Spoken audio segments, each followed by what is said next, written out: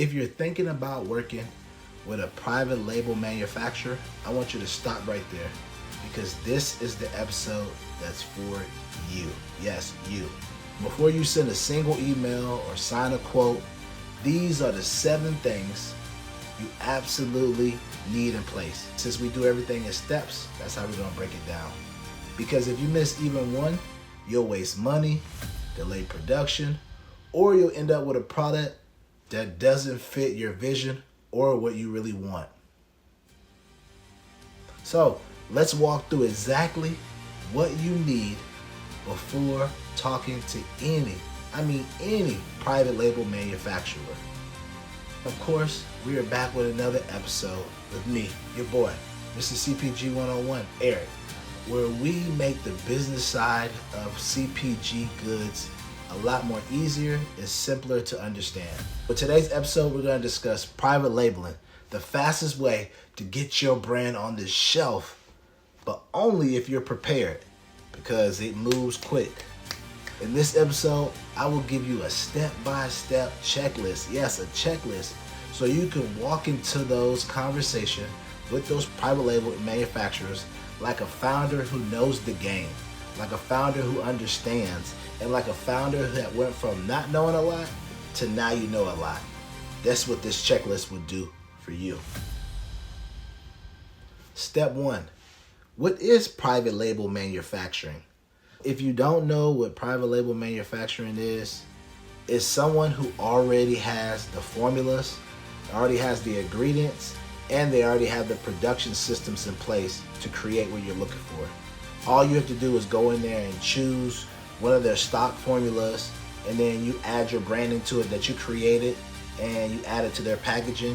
And then sometimes they'll even let you tweak the flavors. And of course you can tweak the colors to match your packaging because they're gonna be creating it for you. What's the upside?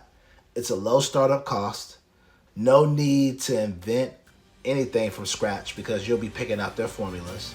It's faster to market, plus they already have the SOPs and the systems for you. The downside of private label manufacturing, less control over the formulation and the formula, plus the supply chain. You can't control any of that.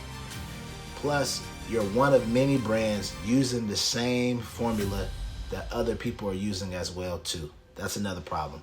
Before you reach out, you need to know your non-negotiables. What are your non-negotiables that you're not okay with? Step 2, define your product vision. What is your product vision for this private label? You got to start with clarity. Ask yourself, what problem does my product solve? What problem does my product solve? Who's my target customer? Who is it? What's the why behind the brand? Ask yourself that. What is your why behind the brand? Bring that clarity into your first call, because private label companies, they'll ask a lot of questions. They'll ask, do you know what category you want to be in the sense where do you want to be in beverage? Do you want to be in supplements? Do you want to be in skincare? They'll ask you all type of questions depending on what they make. And if you don't have a clear vision, they can't guide you towards the right base formula when it comes to creating your private label brand. But hopefully before you even reach out to them, you've already researched and realized that the private label companies that you're reaching out to, they make what you're looking to make, in the sense where if I'm looking to make a beverage or a barbecue sauce or whatever, I'm only going to reach out to private label companies that make beverages or they make private label sauces. I'm not going to be reaching out to any of them that make skincare or any kind of beauty salon or any kind of beauty line or anything like that. Step 3, research your category and competitor brands. Yes, research your category and any competitors in it. Because before you reach out to the private label, you want to make sure you have competitor research and category research so that you can identify 3 to 5 brands doing what you want to do. You can give them examples. And you want to make sure you're looking at their packaging, sizes, prices, claims, and ingredients so that you can make sure that you're somewhere around the same ingredients like they do. And of course, send screenshots, send labels. It helps you sound like you're informed and you're knowledgeable about what you're looking for. When you can say, I'm targeting the same space as Olipop or Poppy, but positioning myself for convenience stores, you're speaking their language and they understand that you know what direction you want to go to, they know what direction that you want to be in, and they can make sure that they give you a product that's like theirs but might be different. And they know they're looking to do a convenience. We gotta make sure we keep the price low so that they can create the product and be able to sell high on it. Step 4, decide how much customization you want. When it comes to customizing with private labels, it all ranges because some of it could be plug and play and some of it could be full customization. You need to decide how much flexibility you want and how much you're willing to spend, and then how much the private label can actually do. Because some options include stock formula, a new label, or a stock formula plus flavor, or scent changes, or added this or added that, or you can get fully customization formula built from your base idea. It all depends on the private label that you're dealing with. Because you gotta realize the more custom you go, the higher the cost, and when it comes to the MOQs, you gotta make sure all this is gonna play a part. If you're adding all these things, you gotta ask yourself, what am I willing to spend? What am I willing to invest in my first run? I would suggest if this is your first run with a private label, I would start simple because you can always evolve later once you have proof of demand and once you realize what kind of great work they do. That's my opinion.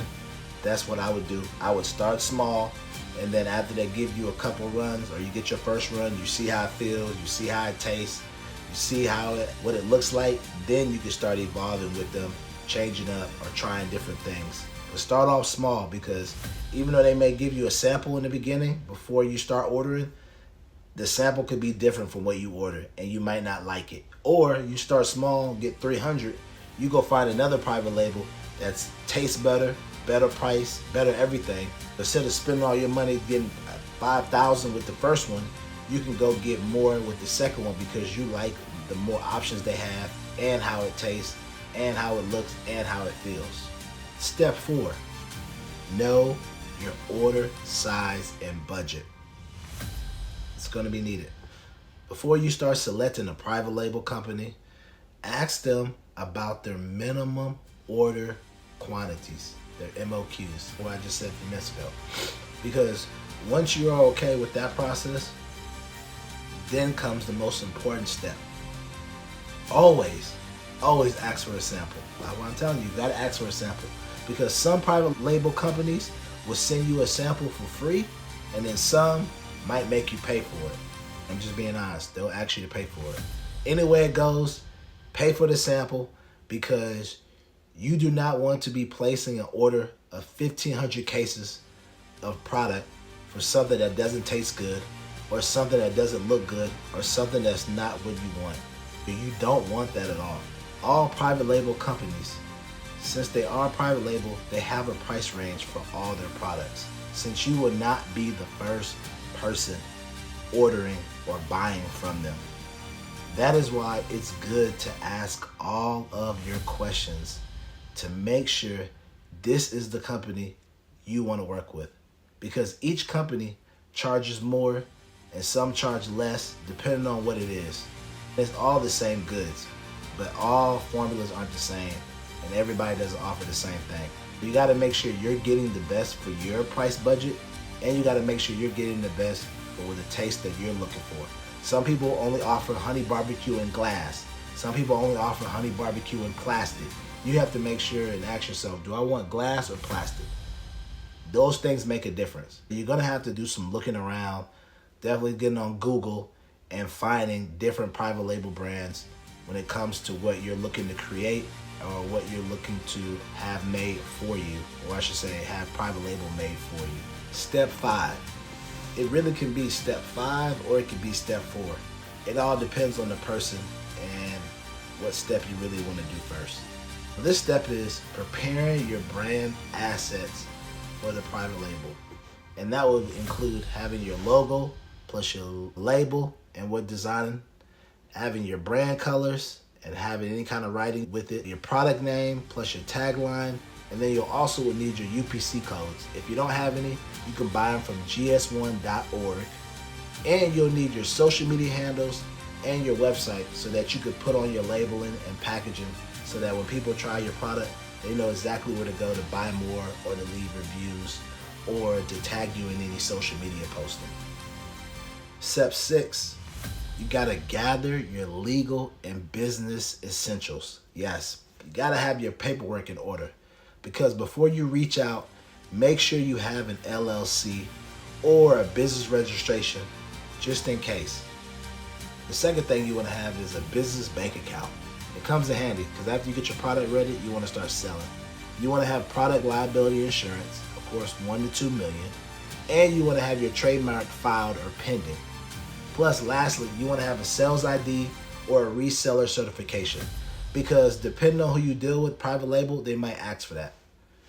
When it comes to your manufacturer, these are some of the things they might ask. But it all depends on your manufacturer, your private label. Some don't care about certifications, some don't care about insurance, but you will need the insurance and the certification when you get out and you start selling at farmers markets or anything else. Just in case something happens, you want to make sure you're covered, you're protected, and you have all your documentation together. Or if you're selling at an event and they're like, are you registered with the city, or you registered with the state? Do you have a tax ID or any of those type of things? It's good to have those things all together and already done. I definitely have some more information I want to give you. I'm going to give you some bonus tips and when it comes to questions that you can ask the manufacturer. Are you ready? Let's do it. When you hop on that first call or email, ask them, what's your lead time? How long will it take? Ask them, what's the payment structure? Do you offer 30-day, 60-day payments? Some private label manufacturers want half up front and half later, or all up front. And then third, you're not just a buyer, you're interviewing them for a long-term partnership. You have to make sure this is the right company that you want to deal with, because the right private label company can take you beyond and higher, and the wrong private label company could just waste your time and have you just wasting money left and right, struggling and wondering why they're not making the vision that you see, wondering why they keep wasting even more of your time and money, and they don't care at all. You got to make sure you pick the right private label company to take your CPG brand to the next level. Lastly, before you talk to any private label contractor via phone or email, most times people will do email, make sure you've done the homework. Make sure you looked at this video so you have questions to ask them, because you want to make sure you show it with your vision, show it with your numbers, and you have your paperwork tight, because it'll help you earn the respect with them. They know that you're not messing around, you're not playing, and they need to make sure they come correct with whatever you're asking for. Because some private label manufacturers will play a game where they'll do this, they'll do that, they'll make you wait, and your time is valuable. So you want them to treat it like money and always make sure they deliver. Yeah. If you enjoyed this video, please like and subscribe below. Like and subscribe below. Share this video with all your CPG founders or up-and-coming CPG founders or individuals that are founders that are looking for a private label manufacturer, or they have questions about a private label manufacturer. In fact, if you have a great private label manufacturer that you want to share with everybody, leave a comment below so that people can check it out and decide if they want to work with them or not. We want to make sure we share the love and give business to great businesses that do great business. We want to make sure we share the love to businesses that do great business. Of course, this has been another episode of CPG 101 with me, your boy Eric, and I want to say thanks for tuning in, and continue to like and sharing the videos with everybody you know. Thanks again.